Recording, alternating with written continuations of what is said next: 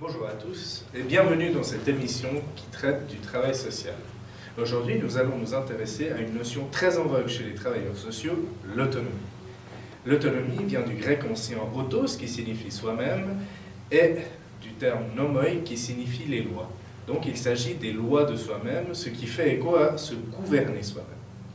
À ce sujet, nous accueillons deux experts, Madame Tropea de la HES de Lausanne et Monsieur Al-Maleki, expert à la HES de Sierre. Bonjour. Bonjour, bienvenue, merci d'être venu. Merci de l'invitation. Alors, on va parler d'autonomie, vous l'avez bien compris, les deux vous êtes experts dans le domaine, et il me semble que, Madame Tropea, vous êtes intéressée sur le sujet de l'autonomie communautaire. Effectivement, notre équipe de recherche a fait une focale là-dessus. Donc, qu'est-ce qu'on entend par autonomie communautaire? Donc, tout d'abord, il y a le mot autogestion qui vient en tête, qui fait écho. L'autogestion, c'est le fait de s'organiser collectivement, de manière horizontale. Donc, il n'y a pas de chef, et c'est dans un idéal de consensus. On parle aussi d'être autonome au niveau de sa production énergétique. Par exemple, en ayant des panneaux solaires sur le toit. Moi, j'en ai. Et ben voilà, vous avez déjà fait un pas là-dedans, M. Diricel.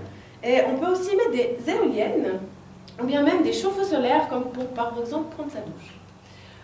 Quand on parle aussi d'autonomie au niveau communautaire, on parle d'autosuffisance, notamment alimentaire. Et par là, on entend, il y a deux moyens. Donc, d'un moyen, c'est de la récupération de denrées alimentaires dans les grandes surfaces. Et un autre moyen, c'est d'avoir son potager durant toute l'année. Moi, j'ai un petit potager, il doit faire une dizaine de mètres. Ça suffit? Alors, j'imagine que ça ne suffit pas. Vous devez quand même acheter quelques légumes à côté. Effectivement. Ouais, effectivement. Mais par exemple, il y a la ferme communautaire de Gimel, un peu plus loin en Suisse, qui est autonome de ce côté-là, autosuffisant de ce côté-là. Je vous invite à aller la voir. Ok, donc je me rends compte que mon jardin ne suffira pas. Malheureusement. Et on va maintenant passer à Monsieur Al-Maleki, qui est, il me semble, plus centré sur l'individu, l'autonomie individuelle, c'est ça? C'est exact, M. de Roussel. C'est pour compléter les travaux de Mme Tropea.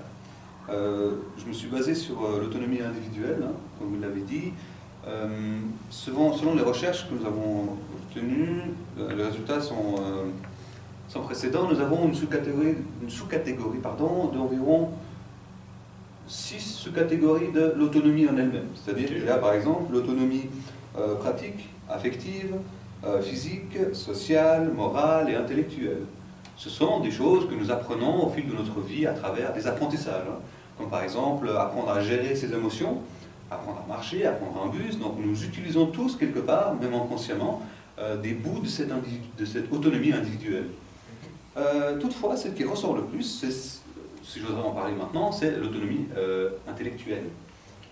C'est-à-dire que c'est des choses que nous mobilisons pour répondre à une situation bien précise. Comme par exemple, pour venir à votre émission, nous avons dû mobiliser des connaissances, des savoir-être, pour être apte à pouvoir animer votre émission, hein.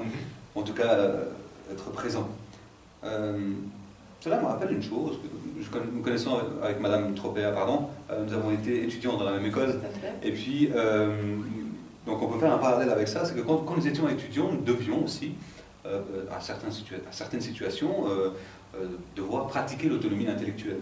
Quand, par exemple, les professeurs nous demandaient de nous faire un projet vidéo,